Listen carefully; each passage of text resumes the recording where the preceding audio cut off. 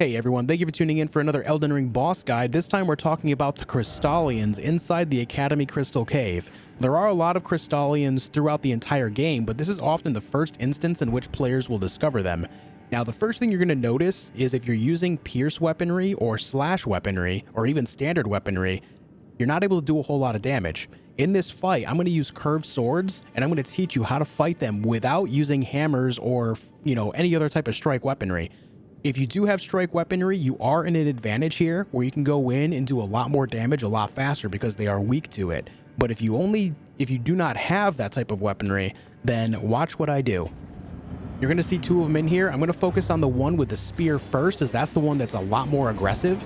You can parry them very easily, and that's what I'm going to do here to show you. And then you can riposte. You see how little damage that does? Now, it's not the damage that I'm trying to do there. I'm trying to knock him down so I can land a heavy attack like so. What you want to do is land a lot of heavy attacks and jumping attacks against them. When you do, it breaks down their poise a lot faster. And now, once you break their poise, you'll see that they have this new animation on their skin where they look like they've shattered. Once they look like they're shattered, their entire defense is gone. And now you can just do completely normal damage against them, as you can see. You can do this by jumping attacks, you can do it by heavy R2 attacks, so on and so forth. But as you can see, once you break their poise for the first time, their defense is basically non-existent. And it's very easy to do. You just need to land some jumping attacks or some heavy attacks, or even jump heavy attacks. Jump R2s are probably the best possible thing you can do. You just want to make sure that all the while you are avoiding their attacks. They're very, very basic in the attacks that they actually do, so there's not a whole lot to worry about there. I would just say play carefully, try to engage one at a time, and just slowly break down their poise. And once you do, you'll see that they just take full damage. You do not need strike weaponry to make this work. You can just use whatever you want. And also, once they are shattered as well, you saw before how I wasn't able to interrupt the spell casting of this one, but now I can. It basically removed their entire poise as well.